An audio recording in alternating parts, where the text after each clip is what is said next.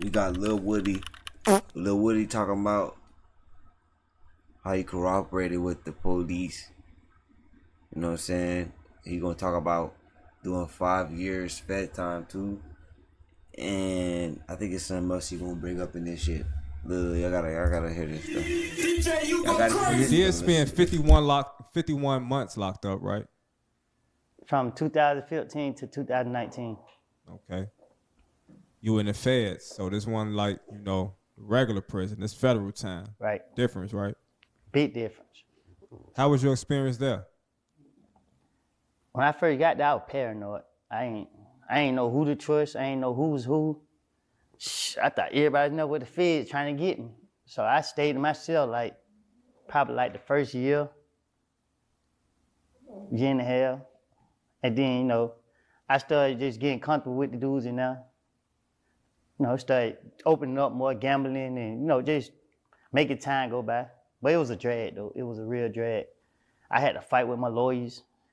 They kept coming to my cooperate and this and that. It's two type of people in the feds. They wouldn't really fight for me. So I met this dude that was smart with the law. He schooled me on a lot of stuff. And he was helping me fight, but man, I did all my time the holdover. Just trying to fight the case. I could have beat it, but they basically made me take a plea. Okay. And that's when you had got caught with they call it a machine gun. I ain't get caught with nothing. They just put that on me. I'm playing basketball, minding my own. Look up, police in there, 20, 30 deep.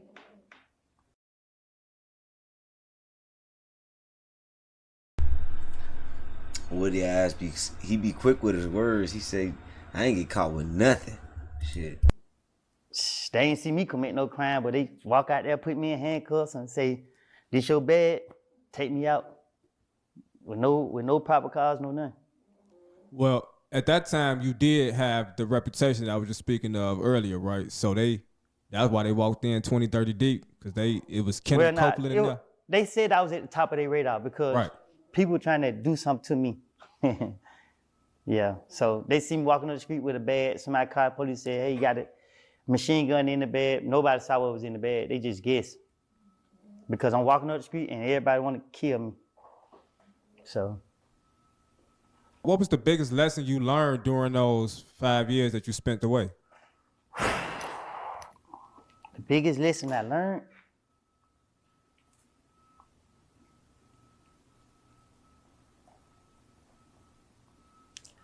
That's a good question. Biggest lesson I learned, man. Biggest lesson I learned, man, is your life is what you make it. You feel me? I can't fault nobody for whatever I've been through. I just gotta take accountability. Don't matter if I choose to make you my friend. I know the choices that I know whatever path that you heading down. So if you go do something foolish and I get caught up in it, I knew about making you my friend. So I think that might be the best lesson I learned. Okay. So I be careful about who I put around me.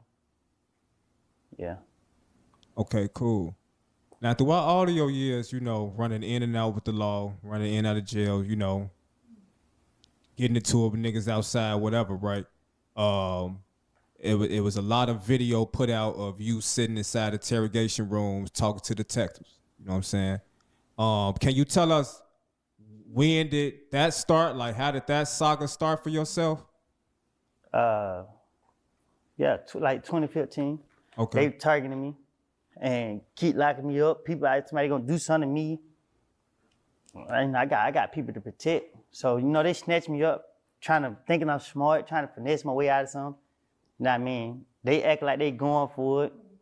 They really they thought they were trying to make me put my guards down Nah, if you know, hey, Woody low-key be speaking facts sometimes. I ain't gonna lie to you. I was gonna get them some, run them around circles. That was it. Yeah. Each time they interrogated me, I went and did my whole time. They didn't let me go. You know what I mean? I didn't give them nothing. They got an interrogation video 10 years ago. They bring it up now. If y'all gave them what they wanted, why they didn't do nothing 10 years ago? So, Yeah. just 2 + 2 is 4, right? Yeah. The most, I guess there is several, but I guess the most famous one came out a couple years ago. The one you had like a beanie hat on. The one in which you was checking your posts. Yeah. What was you checking your posts for? Cause I know the camera will film.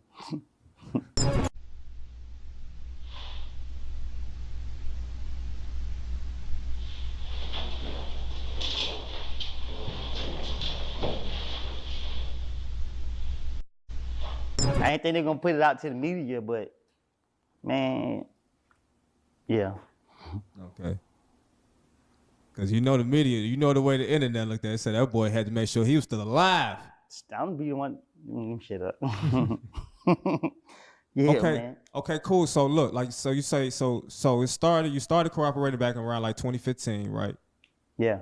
And so when you went and did your jail time, was that jacket on your name?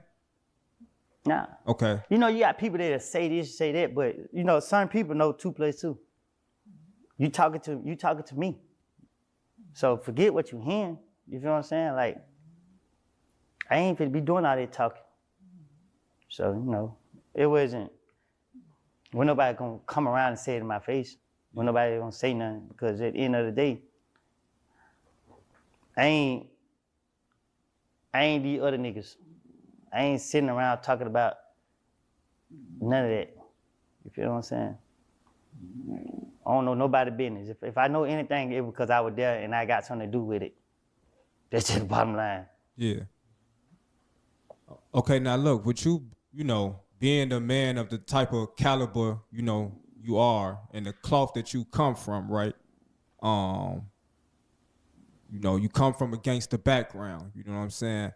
How do you, you know, feel truly, you know what I'm saying, knowing that is a bad jacket and you got to carry it? Like, how do it really make you feel? I don't come from a gangster background.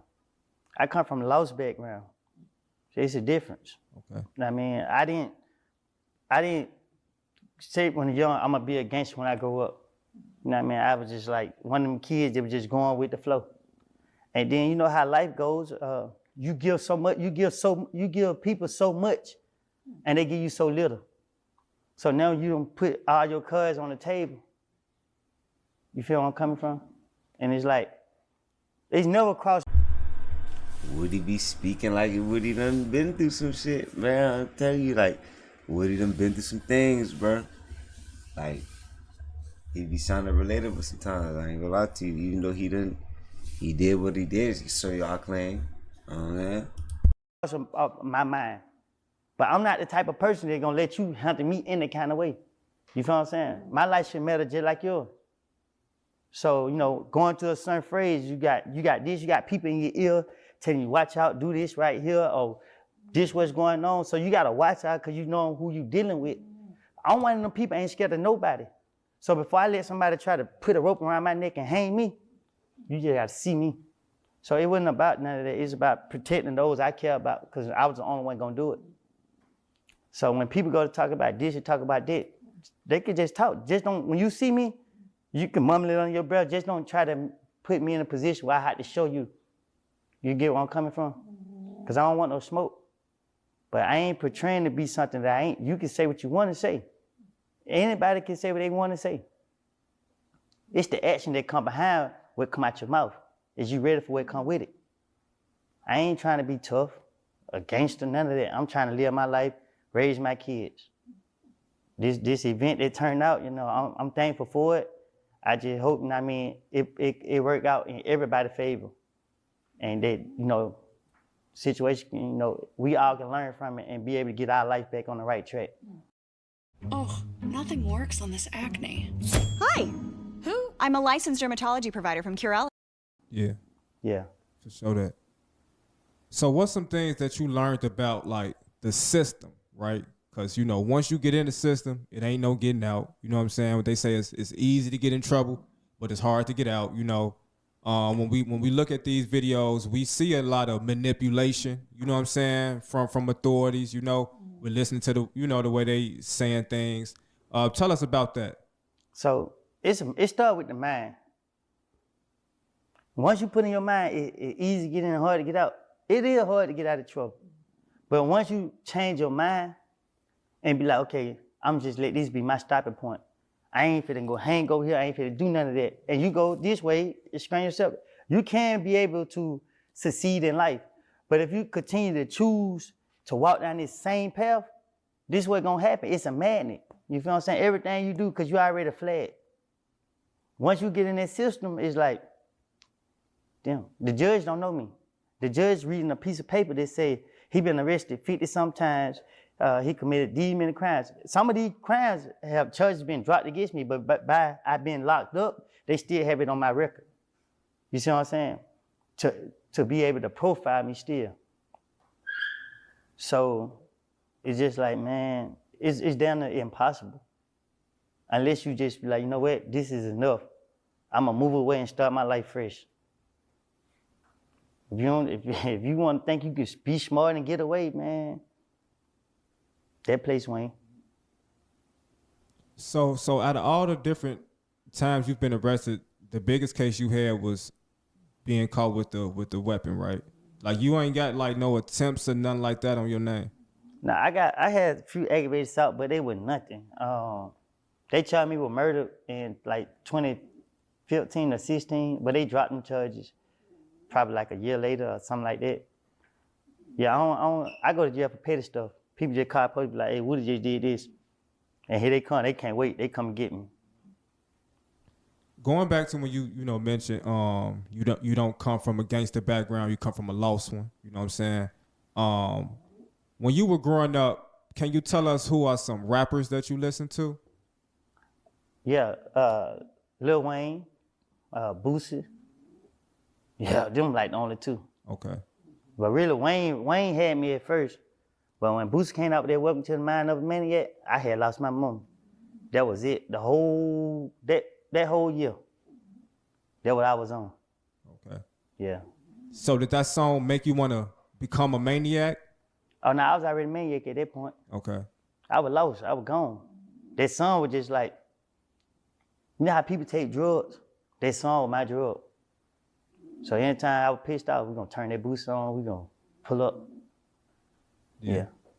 The reason why I asked is because I know that, rap music can leave a negative impression. You just mentioned a positive one in regards to, a song really making you feel good, But nowadays, especially like with drill music, these rappers talking about killing, and I'm sure to a young, immature mind, the more he hear this song and his jamming, it'll probably make him want to go kill. Ain't no problem. It gonna do it. The moment I heard that, ain't got no mind. Welcome to the mind of a maniac street nigga. When I heard that, first time, I couldn't even keep myself still.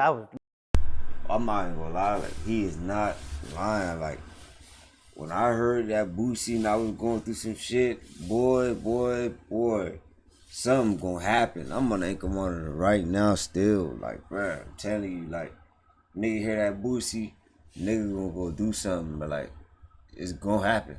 You know what I'm saying? Like, I can't lie, like music it has an influence on people. People just My don't drilling admit with it. the rest. Like, little bro, they ride. These niggas over here talking that shit last week. You know what I mean? That's just what it was. But too much music don't have me like that. Like if you ever catch me listening to certain rappers, that's how I'm feeling. Now, I mean, it ain't too many rappers I'm gonna listen to. Like, I don't got nothing against rappers, like a lot of rappers and nothing like that, but I like who I like. Yeah. You know what I mean? But if I'm listening to, like, for instance, if I'm listening to Lil Baby, that's how I'm coming. I wanna pop it, you know what I mean? Have them bankrolls on me. If I'm listening to Young Boy, I'm on that type of time. If I'm listening to Rod Wave, I'm going through, my emotions and stuff like that. Yeah. Yeah, so. For sure. DJ, you go crazy. Yeah, this the part where I end the video. I was gonna hit the voiceover in the beginning, but I saved it for the end. Shit over with. Yeah.